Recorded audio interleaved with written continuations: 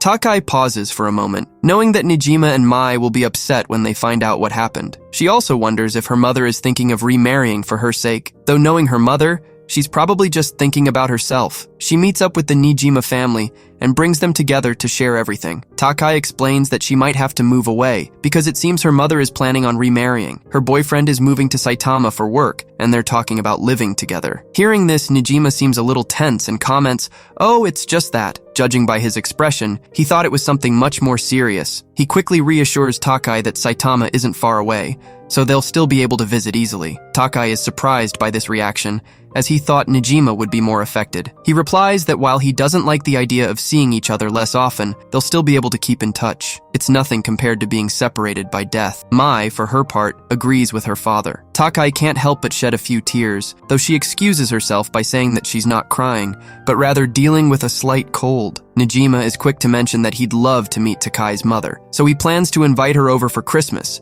so the three of them can celebrate together. However, Takai explains that he already has plans. He's going to a theme park with his mother and his mother's boyfriend, which leaves Nijima genuinely disappointed. He then mentions that he and Mai will be spending Christmas alone. Takai, however, is quick to suggest that Mai might want to spend Christmas with her boyfriend, to which Nijima reacts with surprise and concern. Mai, immediately remembering that she had been rejected, quickly reassures him that she'll be spending Christmas with him. Takai thinks that, while his mother's new home may not be ideal, it will suffice as long as it's comfortable and quiet. Meanwhile, Hiroki talks to Takai's mother. They discuss the upcoming move and living together. Takai's mother asks if he's sure they'll all be living together. Hiroki immediately says yes, saying that there will be enough room for the three of them and that they might want to time the move to coincide with the start of Takai's next school term. Before parting ways, Takai's mother tells him not to let her down at Christmas, as she's looking forward to visiting the theme park. For his part, Takai thinks that his mother seems more relaxed lately,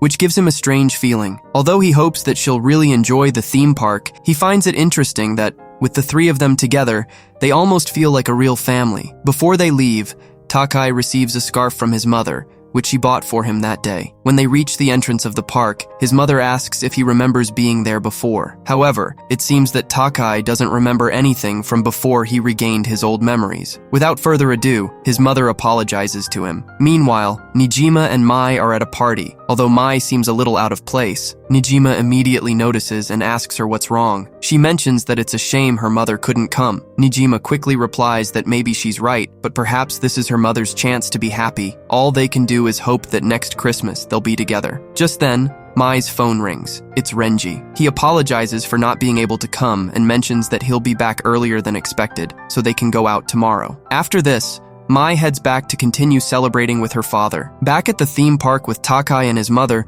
the latter receives a message. After a brief silence, she tells Takai that it is time to leave. Takai immediately senses what has happened and can only think that this must have hurt her. They decide to buy something tasty for dinner. Takai wonders what has happened to Hiroki, knowing that he was aware of how important this day was for his mother. Just then, they see him. He is with his other family. Without hesitation, Takai's mother resolutely goes to confront him. Here, finally, we learn her name, Chika, as Hiroki calls her. Chika confronts him, having discovered all his lies. Hiroki has another family. Back at home, Chika is in a terrible state. She keeps cursing Hiroki and starts destroying the room, unable to believe that he was married and had a child. She swears never to forgive him and decides to ruin his life, even wishing him dead. Now, she can only wonder what the point is in continuing to live. Meanwhile, Takai listens to her mother's regret, wishing she could say something to ease her pain, even though she knows that trying to talk to her now would only make things worse. Resolving to help in her own way, Takai decides to make her mother some food. She knows her mother will most likely refuse to eat it, or even get angry, but she can't ignore her. Takai Nijima isn't one to sit by and do nothing. As she prepares the dish, Takai thinks of everything her mother has done to try to be a family again. Although her mother has often ignored her needs, Takai understands that she just wanted a fresh start. Takai calls her mother to give her the food she made. Seeing her, Chika asks if she did it to cheer her up. However, she quickly tells her that it makes her feel even worse, and proceeds to call her a brat before sending her out of the room. Later that night, Takai returns to the kitchen and checks the trash for the plate, wondering if her mother threw the food away. Noticing that the plate is clean, she realizes her mother did eat what she made. A brief flashback reveals Chika tasting Takai's dish. Finding it delicious, she continues to eat it, crying as she does. The next day, Takai tells the Nijima family that she won't be moving after all. They understand that her mother's plans have been cancelled. Nijima, although happy, is a bit confused and tells her he hopes this doesn't complicate things at home. He asks what happened, but Takai quickly replies that it's hard to explain. Nijima suggests that the occasion calls for a barbecue.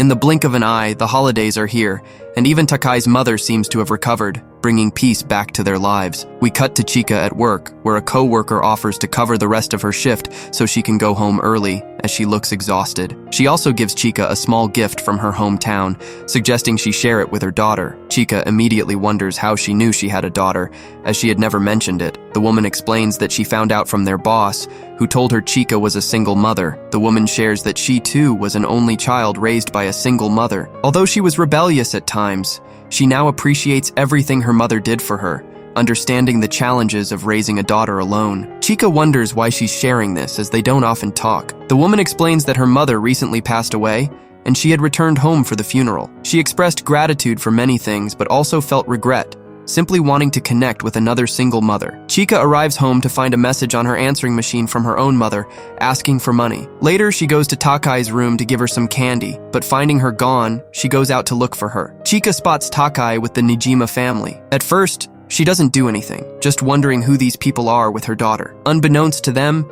she starts following, and when she sees them enter the Nijima house, she wonders how long this has been going on. She realizes that Takai's attitude and even her way of speaking have changed. Chika starts to question if this is truly her daughter. As Takai bids farewell to the Nijimas and promises to return the next day, her mother comes out to confront her. At that moment, Nijima notices that Takai left her phone behind and follows her to return it to her. Chika begins to question Takai, who is visibly confused, wondering why her mother is there and if she saw everything. Chika asks why Takai always seems depressed, but acts so normal around the Nijimas. She asks if Takai will betray her too, just like others have done. At that moment, Nijima arrives and tries to calm things down. Chika immediately demands to know who she is and what she is doing with her daughter. Nijima tells her that she shouldn't yell at Takai like that. Chika retorts that she should mind her own business, but Nijima calmly replies that as a parent, he is worried. He explains that parents scold their children to help them, while she seems to be taking out her frustrations on Takai. Chika, offended,